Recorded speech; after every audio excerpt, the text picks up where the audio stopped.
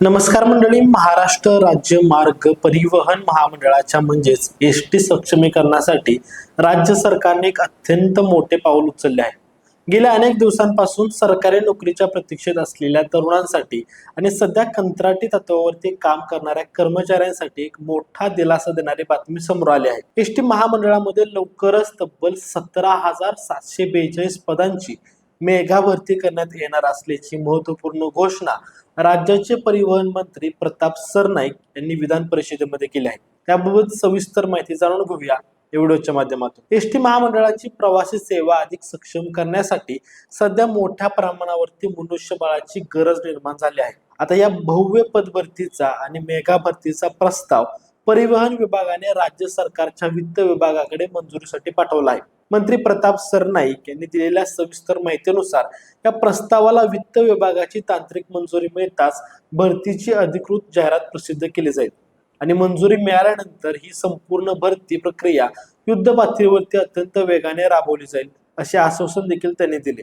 त्यामुळे हजारो बेरोजगार तरुणांना रोजगाराची नवीन दारे खुली होणार आहेत. विधान परिषदेच्या अधिवेशनादरम्यान श्रीकांत भारतीय यांनी एसटी मधील कंत्राटी कर्मचाऱ्यांच्या भवितव्याबद्दल एक अतिशय महत्त्वाचा प्रश्न उपस्थित केला होता आणि या प्रश्नावरती सविस्तर उत्तर देताना परिवहन मंत्र्यांनी एक मोठे आश्वासन दिले.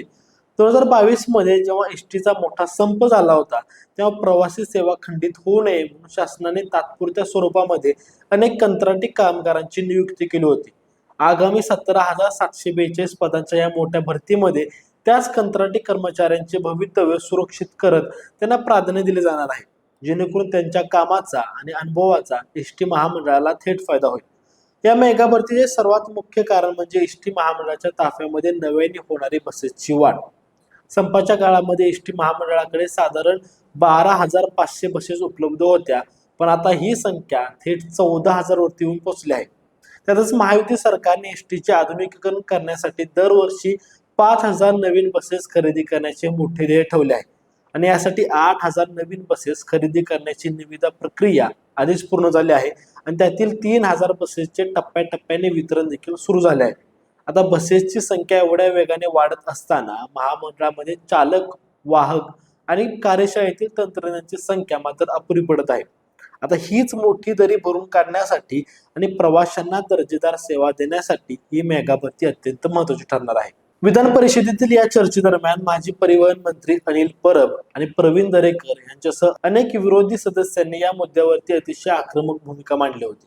संपाच्या काळामध्ये ज्या नेत्यांनी कंत्राटी कामगारांच्या बाजूने भूमिका घेतली होती त्यांनी आता स्वतः सत्तेत असताना या कामगारांना पूर्णवेळ सरकारी नोकरीत सामावून घेण्याबाबत ठोस पावले उचलावीत अशी जोरदार मागणी विरोधकांनी लावून धरली. आता वित्त विभागाची मंजुरी नेमकी कधी मिळते आणि ही भरती प्रक्रिया प्रत्यक्ष नेमकी कधी सुरू होते त्याकडे संपूर्ण महाराष्ट्रातील तरुणांचे आणि एसटी कर्मचाऱ्यांचे लक्ष लागून राहिले. माहिती देणारा हा व्हिडिओ तुम्हाला नेमका कसा वाटला आम्हाला कमेंट बॉक्समध्ये नक्की सांगा आणि त्याचबरोबर व्हिडिओ आवडल्यास व्हिडिओ लाईक करा, शेअर करा आणि स्प्रेड इटला सबस्क्राईब करा. धन्यवाद.